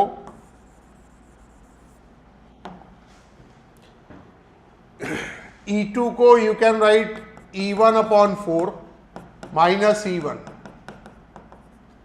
so this is minus 3 by 4 E1। सो आप E1 find out कर लो पहले, तो 10.2 इंटू 4 अपॉन माइनस 3, तो बेटा ये आंसर आएगा माइनस 13.6 इलेक्ट्रॉन वोल्ट्स। सो आपको आयनाइजेशन पोटेंशियल चाहिए, तो ना ionization potential means E infinity minus E1, E infinity is 0 and E1 is minus 13.6, तो आया प्लस 13.6 इलेक्ट्रॉन। ये तो थ्योरी क्वेश्चन, आप डायरेक्ट आंसर भी लिख सकते हो। The ratio of frequencies of long wavelength limit of the Lyman series and क्या Balmer series, longest wavelength of Lyman and Balmer, तो longest wavelength means lowest transition, तो for Lyman series the lowest transition is 2 to 1 and for Balmer series the lowest transition is 3 to 2। so ये दो wavelengths हमको पहले find out करने, तो formula for Lyman series बोलो R into 1 upon final square minus 1 upon initial square, तो 1 upon lambda Lyman is R into final orbit is 1 और initial is 2, तो 2 square is 4, ये मैं directly लिख रहा हूँ 4 minus 1 that is 3R by 4, so lambda Lyman is 4 by 3R। same for Balmer series, 1 upon final orbit is 2, initial is 3, so 1 upon lambda Balmer, ये हो गया 9 minus 4 5R by 36, so lambda Balmer is 36 by 5R। तो बेटा lambda Lyman को lambda Balmer से divide कर देते, सो 4 by 3R divided by 36 by 5R, तो R gone, 4 by 3 into 5 by 36, 2 2s are 4 18, 2 से पूरा कट हो रहा है ये 5 by 27। बट आपको फ्रीक्वेंसी का रेशियो पूछा हुआ है बेटा, what is variation of frequency versus wavelength, frequency C by lambda, तो frequency of Lyman divided by frequency of Balmer आपको फाइंड आउट करना है, तो that will be lambda Balmer upon lambda Lyman, तो lambda Lyman upon lambda Balmer is 5 by 27, so lambda Balmer upon lambda Lyman will be 27 by 5, सो उनके frequencies का ratio will be 27 by 5, that is option number A for question number 34। now moving to question number 35, if m0 is the mass of oxygen isotope, what is this atomic number? Atomic number is 8, this is mass number is 17, so number of neutron is 17 minus 8, that is 9, mp is mass of each proton, this is mass of each neutron, very easy। so what is binding energy? Binding energy is mass defect into c square। now what is mass defect? What is mass defect? Number of protons into mass of each proton plus this is number of neutrons into mass of each neutron, this is mass of total mass of nucleus minus total mass of nucleus which is MO into C square। so how many protons we have over here? 8 into mass of each proton, capital MP is given, number of neutrons is 9 into mass of each neutron minus MO into C square, that is your option number B। what will be the ratio of radii of L, lithium 7 nucleus to iron 56 nucleus, radius size of nucleus का formula R naught a raised to 1 by 3, तो ratio of radii I have to find out, so R0 a1 raised to 1 by 3 divided by R0 a2 raised to 1 by 3, R0 gone, means this is a1 upon a2 whole raised to 1 by 3, a1 mass number for first is 7 and second के लिए it is 56 raised to 1 by 3, 7 8s are 56, 1 by 3 power means it's a cube root, so the ratio is 1:2, option number B for question number 36। now question number 37, it's a very good question। uranium, atomic number 92, mass number 235, undergoes successive disintegrations with the end product, this is end product, ये उसका atomic number, mass number, the number of alpha and beta particles, this is alpha, let थोड़ा ध्यान देंगे, m number of alpha particles and n number of beta particles are emitted। बेटा आपको याद होगा अगर एक अल्फा पार्टिकल एमिट करते हैं तो जो एटॉमिक नंबर होता है वो 2 डिक्रीज होता है और मास नंबर 4 से डिक्रीज होता है, और एक बीटा पार्टिकल एमिट होने से atomic number increases by 1 and mass number remains unchanged.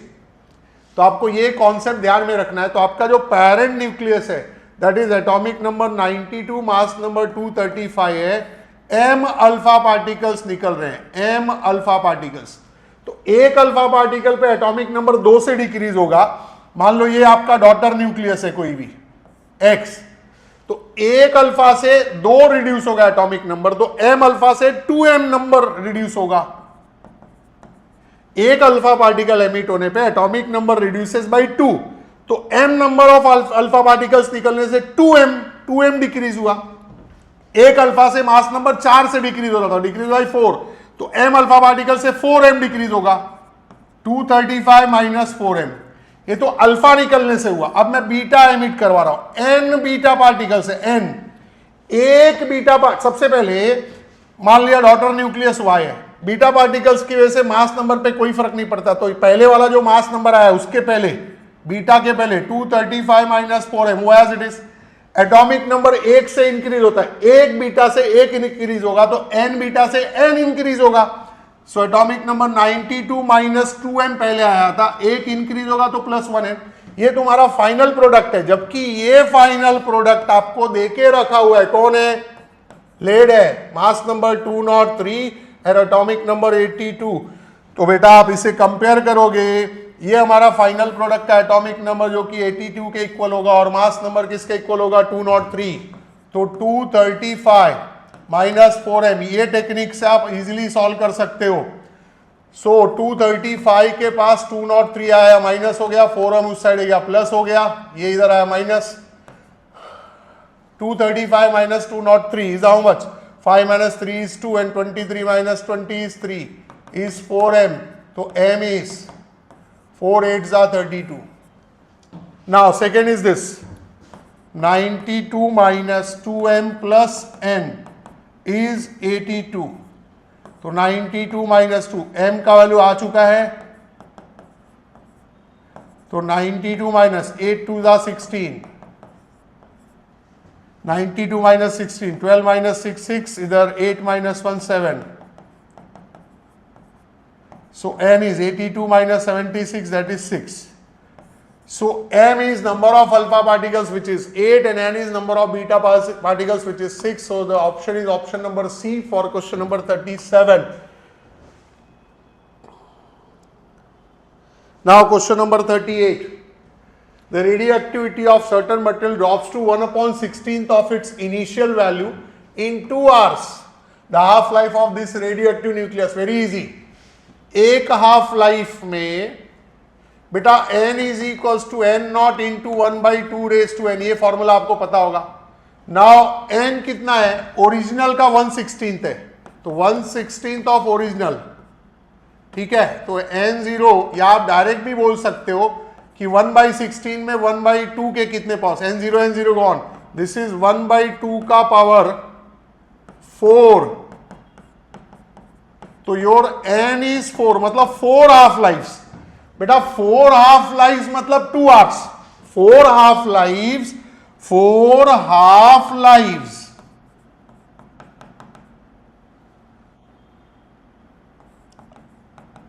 To hours है, तो एक हाफ लाइफ कितने टाइम का होगा, 30 मिनट्स का होगा, या you can say that 2/4 hours, 1/2 hour, या 30 मिनट, तो एक हाफ लाइफ आपका 30 मिनट का होगा, that is option number C. आप डायरेक्ट कर सकते हो, 1/16 में हाफ का कितना पावर है, 4 पावर है, मतलब 4 half life, 4 half life is equivalent to 2 hours है, तो एक half life is equivalent to 30 minutes हो गया। ऑप्शन क्वेश्चन 38 का ऑप्शन इज, ऑप्शन नंबर क्या था, सी। Now the next is a radioactive element has a rate of disintegration 6000 disintegrations per second at particular instant. After 4 minutes it becomes 1500. The decay constant per minute is, अच्छा, rate of disintegration R का formula R0 e raised to minus lambda t कर सकते हो, but R0 is 1500 initial R is disintegration rate, आप A भी लिख सकते हैं एक्टिविटी यहां पर capital A, e raise to minus lambda, lambda ही तो आपको पूछा है, डीके कांस्टेंट, और टाइम दिया हुआ है 4 मिनट्स, तो टाइम इज 4, सो ये 6000 अपॉन में आएगा, it will divide e raised to minus 4 lambda, this is 1/4 is e raised to minus 4 lambda, उल्टा करूंगा रेसिप्रोकल तो ये हो जाएगा e raised to 4 lambda, e raised to हटाने के लिए दोनों साइड log आएगा, log of 4 is 4 lambda, log of 4 को आप क्या लिख सकते हो, log of 2 raised to 2 is 4 lambda, तो this is 2 log 2 is 4 lambda, now 4 will go in denominator, so lambda is 1/2 log of 2.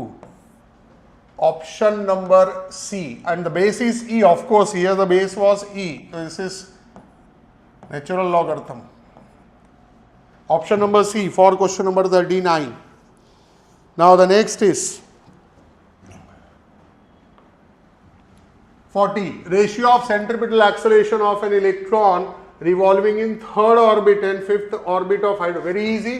Centripetal acceleration is inversely proportional to n raised to 4 है, तो third to fifth का ratio पूछा है, तो a3 upon क्या a5, तो उल्टा है ना बेटा, सो ये 5 raised to 4 upon 3 raised to 4 हो जाएगा, 5 raised to 4 is 625 and 3 raised to 4 is 81, so answer is A for question number 40. Now question number 41. What is question number 41? A PN photodiode is fabricated from a semiconductor with a band gap. Band gap energy is 2.5 electron volts. It can detect a signal of wavelength. Wavelength nanometre और angstrom unit में दिया हुआ है, तो band gap को ऐसे ही रखते हैं. Band gap is h nu, which is hc upon lambda. तो lambda is hc upon 2.5. बेटा ये 2.5 आपका अगर एंगस्ट्रॉम यूनिट में रखते हैं, सॉरी 2.5 अगर इलेक्ट्रॉन वोल्ट्स में रखते हैं दिस एनर्जी, तो hc को 12,400 में रखेंगे और lambda will be in angstrom unit. तो एक एक जीरो और हम लोग मल्टीप्लाई करते हैं, ये 25 हो गया. अब आराम से कैंसिलेशन करते हैं, पहले 5 से कर दिया हम लोग ने, 5 से, 5 2 ज़ा 10, 2 4, 5 4 ज़ा 20, 5 8 ज़ा 40, देन अगेन 5 से कर दिया कैंसिलेशन, 5 4 ज़ा 20, 4 8, 5 9 ज़ा 45, 4 0, 5 8 ज़ा 4980 एंगस्ट्रॉम मिनट है, मैच कर रहा है. 49 वापस चेक कर लेते डिवीजन, 5 से कट किया, 5 2 ज़ा 10, 2 4 24, 5 4 ज़ा 20, 4 0, 5 8 ज़ा 40, 0 0, देन 5 से 5 4 ज़ा 20, 4 8, 5 9 ज़ा 45, 3 0, दिस इज 5 6 ज़ा, सॉरी 4960 एंगस्ट्रॉम मिनट, तो 4960 को अप्रोक्सीमेटली 4000 लिया है, I think so,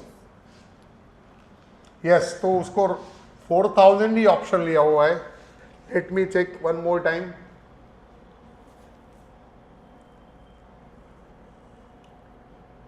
HC is for 12,400, this is 2.5, 5 2 ज़ा 5 4 ज़ा 20, 5 8 ज़ा 40, it is correct. It is correct. So the answer is 4000 angstrom at option number D for question number 41. 42. A Zener diode having breakdown voltage equal to 15 volt is used. 15 volt का Zener breakdown voltage है. In a voltage regulator circuit as shown. The current through the diode is. Diode के through का current पूछा हुआ है. मैं थोड़ा ये डायग्राम बड़े में यहाँ पे बनाता हूँ.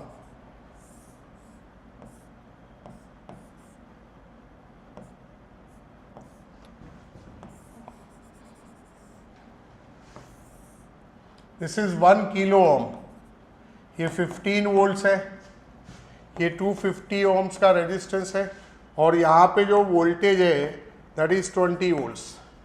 तो आपको करंट फाइंड करना है थ्रू द डायोड. जो भी एक्स्ट्रा चीज़ है I am writing by yellow colour, ये फाइंड करना है, current through zener diode. This is your question. क्या करोगे बेटा, ये 15 वोल्ट है, तो इसके अक्रॉस का वोल्टेज भी कितना होगा, 15 वोल्ट ही होगा। तो इसमें का करंट फाइंड आउट करते हैं, आई लोड बोलते हैं ना इसको। आई का फॉर्मूला होता है V बाई आर, तो 15 वोल्ट अपॉन 1 किलो ओम, तो दिस इज 15 मिली एम्पियर। तो IL is 15 milli ampere. Now what, इस पे वोल्टेज 15 है, तो इसके अक्रॉस का वोल्टेज कितना हो जाएगा, टोटल वोल्टेज इज 20, तो ये वोल्टेज प्लस ये वोल्टेज मिलके 20 वोल्ट बनता है। तो इस पे हो गया 5 वोल्ट, क्योंकि 5 प्लस 15 इज 20। अब इसका R पता है और V पता है, इसका I निकालते, दिस इज IS, इसको RS नाम देते हैं हम, सीरीज रेजिस्टेंस। अब I का formula is V by R. Now V is 5 volt and it's R is 250 ohms। So इससे क्या करें, 1 बाई 50, 1 बाई 50 मतलब 1 बाई 50 मतलब इट इज 20 मिली एम्पियर आएगा। This is 20 milli ampere. तो total current is 20 milli ampere, जिसमें से इसमें 15 मिली एम्पियर गया, तो ये टोटल करंट 20 मिली एम्पियर दो पार्ट्स में डिवाइड हो रहा है, एक इधर एक इधर। तो दिस पार्ट इज 15 मिली, तो ये पार्ट कितना हो गया, 5 मिली एम्पियर। तो current through the Zener diode is 5 milli ampere. That is option number B for question number 42। 43, Zener breakdown in a semiconductor diode occurs when, जो रिवर्स बायस सर्टेन वैल्यू से exceed होता है, Zener diode is operated in reverse bias. तो option B will be for question number 43। Number 44, in a NPN transistor the collector current is IC is 10 milliampere given है, options मिली में no change। if 90% of the electrons emitted reach the collector, मतलब जो collector current है वो 90% of ammeter current है। तो collector current is 10 milli which is 90% of IE। So 0 0 gone, तो 100 by 9 is your IE। तो एमीटर करंट इज क्या होगा, इसे डिवाइड करो, 11 9 जा 99, 11.1 मिली एम्पियर। तो your ammeter current I is 11 milli ampere. You can take ammeter current ही पूछा हुआ है। Option number B is for 44। Now my next is the current gain alpha of a transistor in common base mode। Alpha लिखा नहीं होता तो भी आप समझ जाओ कि कॉमन बेस मोड में alpha is the current gain, that is IC upon IE which is 0.995। पूछा है करंट गेन बीटा, तो बीटा एंड अल्फा का डायरेक्ट रिलेशन है। Beta is alpha upon 1 minus alpha, 0.995 upon 1 minus 0.995। So this is 0.995 upon 0.005। Numerator denominator में 1000 से multiply कर देंगे हम। 5 1 जा 5, 4 9 49, 5 9 जा 49 45, 5 5 4 5 5 9 जा 199 which is approximately 200। तो 45 के लिए option number A is the correct answer.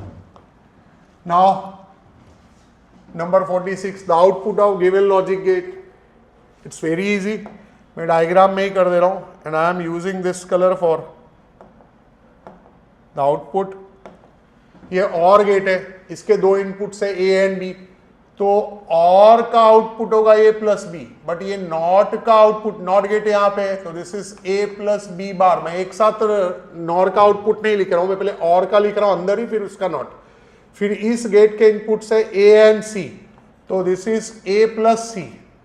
तो यहां पे क्या जाएगा, ए प्लस सी का not. Now this is and gate multiplying both the inputs, so this is A plus B bar dot A plus C bar. Option number B. Figure shows two NAND gates followed by NOR gate. The system is equivalent to the following। तो इसे आपको simplify करना पड़ेगा। Same, this is NAND gate, इसका एक input है एक B है, तो NAND है, तो this X is A dot B का बार। एंड पहले करेंगे तो ए डॉट बी, फिर बार मीन्स नेगेटिव, इसके इनपुट्स है बी एंड सी, तो and means B dot C, यहां पे आउटपुट होगा B dot C bar. Now this is NOR gate, तो पहले और होगा, और का नेगेटिव, तो पहले और करोगे तो इस ए डॉट बी का बार प्लस बी डॉट सी का बार का पूरा नॉट करोगे, तो what is the law? Law क्या है? ए डॉट बी का बार, फिर यहां पे डॉट आ जाएगा बी डॉट सी के बार का बार, तो ये क्या हो गया? A dot B dot C, which is nothing but A dot B dot C. तो ये तीनों गेट्स को मल्टीप्लाई करा means it is equivalent to and gate. That is question number 47 का answer is option number B. Now 48, in the given circuit as shown, the two input waveforms A and B are applied simultaneously. The resultant waveform is, so पहले मैं resultant output निकालता हूं। Suppose ये A है और ये B है, तो यहां पे आ गया A नॉट और यहां पे आ गया B not. This is OR gate, so the output is A not plus B not, और you can write it as A dot B whole bar. सो आप इनपुट्स ले लो, जैसे यहां पे बोथ द इनपुट्स आर 1, तो 1 डॉट 1 बार, 1 डॉट 1 इज 1 का बार किए तो 0 हो गया, तो इसका output should be 0 like this. फिर second is, this is 0, this is again 0, तो सेकेंड 0 डॉट 0 बार, इसमें रख रहा हूं मैं, 0 डॉट 0 इस बार 1 लिया 1, तो आउटपुट इज हाई, ये 0 लेवल है, ये हाई लेवल है। फिर नेक्स्ट इज 1 0, यहां पे आउटपुट देखो, दिस इज 1, अच्छा मैं लिखता हूं 1 1, this is 0 0 and this is 1 0 next part के लिए। तो 1 0 अगर रखूं तो इसमें 1 0 का डॉट, 1 डॉट 0 इज 0 का बार इज 1, तो again the output is high for this section. Next is 0 and this is 1, तो 0 एंड 1 रखूं तो 0 डॉट 1 का बार इज 0, दैट इज 1, तो again the output is high. तो ऐसा किस में दिख रहा है? ऑप्शन ए में, ये आउटपुट का वेव फॉर्म है, तो 48 का answer is option A. 49, in the arrangement showed the current through the diode, no current, ये पी रीजन होता है और ये वाला N, P region is connected to 1 volt, N region is connected to 2 volt, तो ये रिवर्स बायस में हो गया, रिवर्स बायस में हो गया, तो diode is set to be off. तो डायोड जब ऑफ होगा ओपन सर्किट, तो कोई करंट ही नहीं फ्लो होगा, तो current flowing is what? 0, so the 49 का answer is 0। The given circuit has two ideal diodes D1 and D2. Ideal means diode का कोई खुद का कोई resistance we don't have to assume, ठीक है? अगर वो रेजिस्टेंस दिया होता तो वो भी कंसीडर करना होता है, सब में डायोड्स के रेजिस्टेंसेस अगर दिए हो तो। Connected as shown, the current through the resistance R1, इससे पास होने वाला रेजिस्टेंस निकालना है, तो ये तो टोटल करंट है भाई, करंट निकालना है, तो total current of the circuit है। बट आप एक चीज ध्यान दो, ये पॉजिटिव टर्मिनल है और ये निगेटिव, तो डायोड D1 का P type is connect, this is P region is connected to positive and N region is, और इसका N region connected to positive, तो ये रिवर्स बायस में हो गया और ये फॉरवर्ड बायस में हो गया। तो रिवर्स बायस मींस ऑफ हो गया, तो ये ओपन सर्किट हो गया, तो इस ब्रांच में करंट ही नहीं आएगा, इस ब्रांच में करंट ही नहीं आएगा, बट इसमें आएगा, तो इसमें आएगा, तो ये सर्किट इस तरह से हो गया। This is 10 volt, this is R1 which is 2 ओम, फिर ये डायोड आइडियल है, नो रेजिस्टेंस, शॉर्ट का काम करेगा, दिस इज 3 ओम, और ये इस ब्रांच में करंट ही नहीं जाएगा क्योंकि रिवर्स बायस है। सो अब जो भी करंट जाएगा वो दोनों रेजिस्टेंस में सेम जाएगा, तो both the resistances are in series, तो टोटल करंट I का formula becomes V by R equivalent of circuit, तो V is 10 और R equivalent is 2 plus 3 because they are in series, तो 10 by 5 दैट इज 2 एम्पियर का current will flow, main current will be 2 ampere, तो अगर main current 2 ampere का हो गया तो R1 में से भी तो कितने का करंट फ्लो होगा? 2 एम्पियर का करंट फ्लो होगा। So the answer is option number B for question number 50। सो अगर आपको इन सारे सम्स में से किसी भी सम में डाउट है तो आप पर्सनली आके मिल सकते हो, पूछ सकते हो आफ्टर 1 PM। और सेकेंड थिंग कि देखो हम लोग सॉल्विंग सिखा रहे हैं, हमको काफ़ी सारी चीज़ें एक्सप्लेन करनी पड़ती है, लिख के भी दिखाना पड़ता है, तो जो टाइमिंग है वो ज़्यादा लगता है, like 1.5 hour, 1 hour 40 minutes, 1 hour 20 minutes, 1 hour 15 भी लग सकते हैं अगर और कम कंटेंट दूँ, but you have to solve the paper in 45 minutes. So आपको वो ध्यान देना है। अभी आप सोचोगे कि सर ये मुझे क्या, हमें सॉल्व करने के लिए हमको मालूम है कि भाई ये ओपन सर्किट है, उड़ा दो इसको, जस्ट से फॉरवर्ड बायस 3 + 2 5, 10/5 कोई भी क्वेश्चन हम इस तरह से सॉल्व करते हैं। तो आपको भी एग्जाम देते टाइम ये वाला लॉजिक यूज करना है। We are teaching over here, तो हम लोग को पूरी चीज करके दिखानी पड़ती है। सो होप सो कि आप समझ रहे हो सारे कैलकुलेशंस, और आपको कोई भी प्रॉब्लम रहेगी तो you can come in office and meet. Thank you.